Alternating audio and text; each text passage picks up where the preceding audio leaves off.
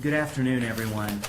Samaria Rice will have comments on her own behalf and on behalf of her family regarding the discipline against Loehmann and Garmback, and then I will take questions.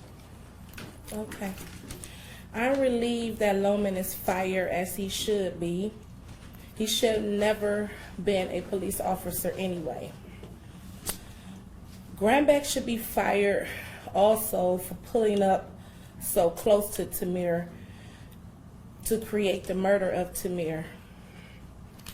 So now we almost get involved to create a safer community. That's all I have to say. Thank you, Samaria.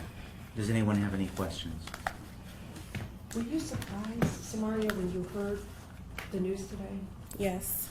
Did they give you any indication that this was going to happen, or is this what you wanted to happen? I was notified by my attorney, so I'm sure he had got the right notification.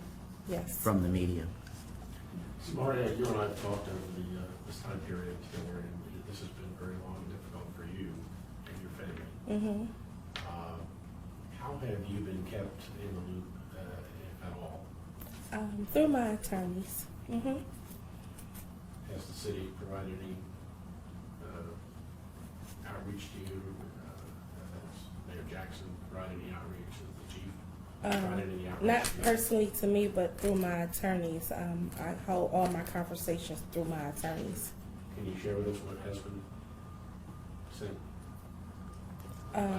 We were simply aware that at some point there would be discipline. As you may recall, the city on a Friday night put out the notices of discipline without any notice at all to the family that that was occurring, and we had to hold an emergency impromptu press conference here in which many of you were here, and we were having to wait to even get copies of the notices so that we could understand what was being charged. And we didn't want a repeat of that incident, so we asked the law director to inform us, to give us time before they make a public announcement. Unfortunately, this morning I first learned from various media that a press conference was taking place before we heard from the law director. Then probably 45 minutes to an hour later, after a media release had been put out, there was a call from the law director and we didn't connect. So that was unfortunate, again, that we were not really given an opportunity to absorb the news. Sorry, could you just reflect again, just to sum up? It's been a long time since this occurred. In any way, is this an appropriate amount of time? The police department said they had to do their due diligence.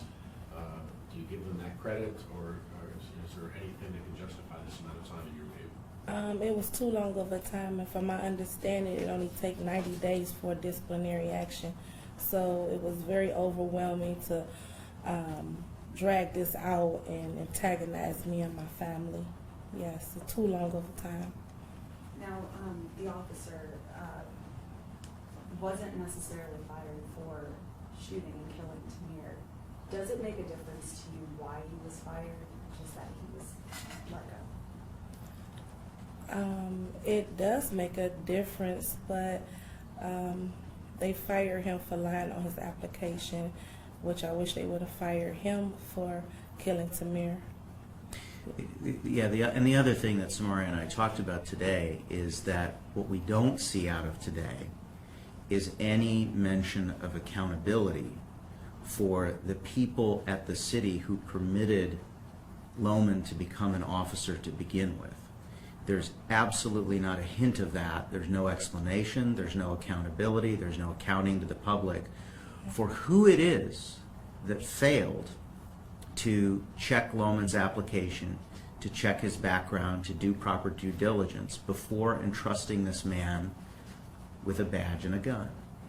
And the result of those failures, which remain unaccounted for, is that a child is dead. Any other questions? If you could, both of you just clarify where you're both at in your minds. The police department believes it's had many reforms and been taken many steps. I'm sure this doesn't happen again. I just would like to have both of you tell me in your views. Has this been as productive as they believe it's been in that tragic way. Absolutely not, but we still need accountability, and firing the officers, we want to make sure that he never gets rehired again through the next process that they take. So, yeah. Historically, the city has had a pretty atrocious record in having officer discipline stick. There seems to be no accountability. And so part of what Ms. Rice, and we talked about this morning, has to be mentally prepared for is that failure yet again.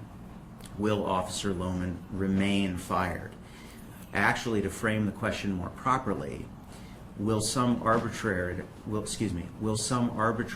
arbitrarily decide that it's okay for a police officer to lie on an application?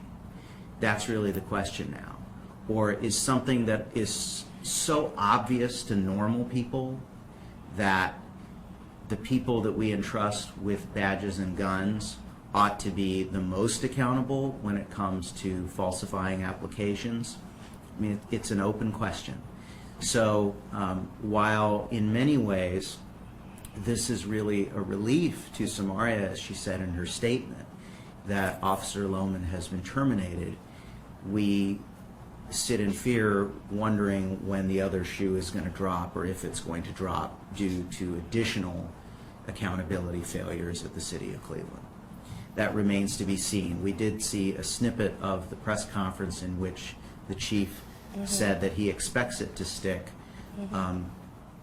It's hard to know where he's getting his confidence given the track record. Yeah. But we hope so. And for Samaria and her family, we hope that this is the very beginning of the potential for healing. Yes. They have spent the last few years in incalculable pain, not only over the loss of a beloved child, but over one failure after another by governmental systems that seemed almost designed for failure. And now it's their hope that they can start to turn inward as a family. There are still things that remain to be done. There's a pending Department of Justice investigation that we've still not received final word on whether there will be charges against the officers.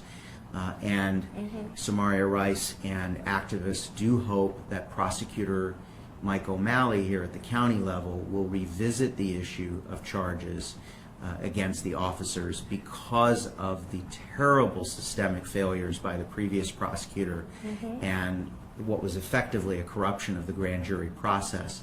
For example, permitting targets of a criminal investigation to come in, take the oath, read pre-written self-serving statements without facing cross-examination.